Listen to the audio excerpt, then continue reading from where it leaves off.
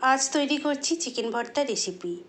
রেস্টুরেন্টে না গিয়েও বাড়িতে খুব সহজে আর কম সময়ের মধ্যে একদম রেস্টুরেন্ট স্টাইলে এই চিকেন ভর্তা কিভাবে বানানো যায় সেটাই আজকের আপনাদের সঙ্গে শেয়ার করব।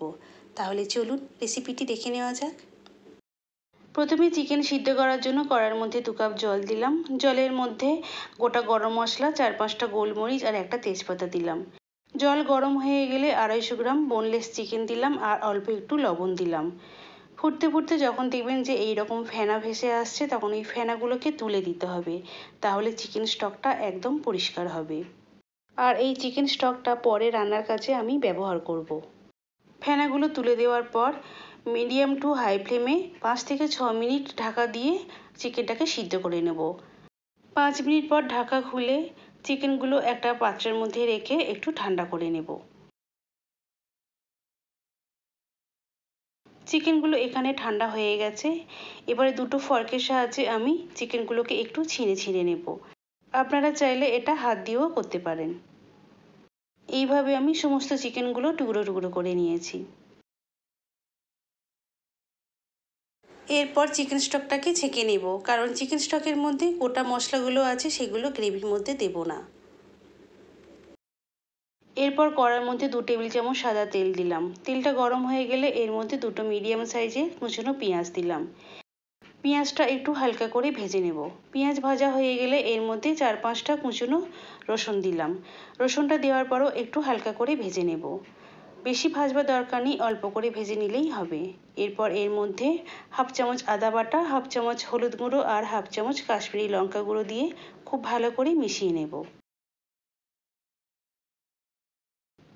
মশলাগুলো খুব ভালো করে মেশানো হয়ে গেলে এর মধ্যে 8 থেকে 10টা কাজু বাদাম দিলাম। কাজু বাদাম দিয়ে একটু ভালো করে ভেজে নেব।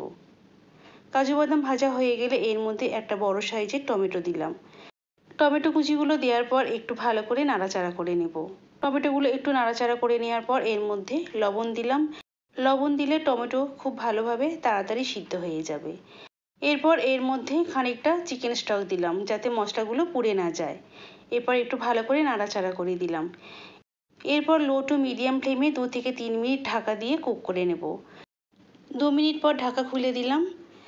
টমেটো এখানে খুব ভালোভাবে সিদ্ধ হয়ে গেছে। একটু নাড়াচাড়া করে নিয়ে গ্যাসের ফ্লেমটাকে বন্ধ করে দিলাম। এরপর মশলাটাকে খুব ভালো করে ঠান্ডা করে নেব, তারপর খুব ভালো করে পেস্ট করে নেব। পেস্ট করার সময় আমি এখানে অল্প একটু জল ব্যবহার করেছি। পেস্টটা এখানে রেডি হয়ে গেছে। এরপর কড়ার মধ্যে 1 চামচ বাটার দিলাম, দুটো থেতো করা কাঁচা লঙ্কা দিলাম, 1/2 চামচ হলুদ গুঁড়ো, 1/2 চামচ ধনে গুঁড়ো আর 1/2 চামচ জিরে গুঁড়ো দিলাম। এই সময় ফ্লেমটাকে একদম লো করে দিতে হবে আর মশলাটা খুব তাড়াতাড়ি একটু নেড়েচেড়ে নিয়েই আগে থেকে তৈরি করা পেস্টটা দিয়ে দিতে হবে। পেস্টটা দিয়েই সাথে সাথে নেড়েচেড়ে দিতে হবে, তা না হলে মশলাগুলো পুড়ে যেতে পারে। এরপর মিক্সার গ্রাইন্ডার জারটা একটু ধুয়ে নিয়ে সেই জলটা দিয়ে দিলাম। এরপর খুব ভালো করে নাড়াচাড়া করে নিতে হবে।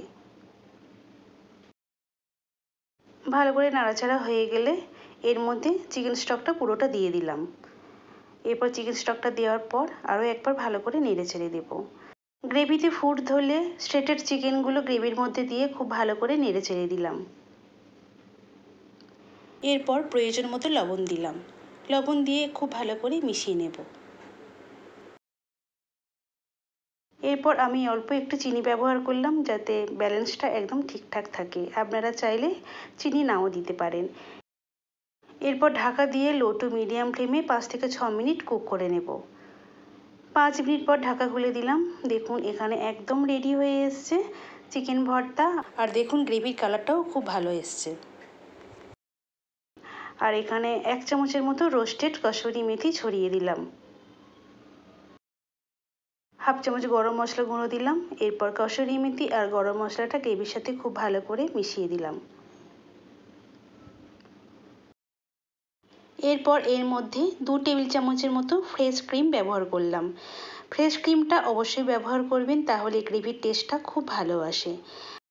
আর বাড়িতে যদি ফ্রেশ ক্রিম না থাকে তাহলে দুধের স্বর খুব ভালো করে ফেটিয়ে নিয়ে গ্রেভির মধ্যে দিলেও হবে। গ্রেভির সাথে ফ্রেশ ক্রিমটা খুব ভালোভাবে মেশানো হয়ে গেলে সবশেষে একটা সিদ্ধ করা কুচনো ডিম দিলাম আর কিছুটা ধনেপাতা কুচনো ছড়িয়ে দিলাম। এরপর ডিম আর ধনেপাতাটা গ্রেভির সাথে খুব ভালো করে মিশিয়ে নিলাম। ব্যাস তৈরি হয়ে গেল একদম রেস্টুরেন্ট স্টাইলে চিকেন ভর্তা। রুটি, পরোটা, নান বা লাচ্ছা পরোটা দিয়ে এই চিকেন ভর্তাটা কিন্তু দারুণ খেতে লাগে। তাহলে দেখলেন তো কত সহজেই বাড়িতে একদম রেস্টুরেন্ট স্টাইলে চিকেন ভর্তা তৈরি করা যায়।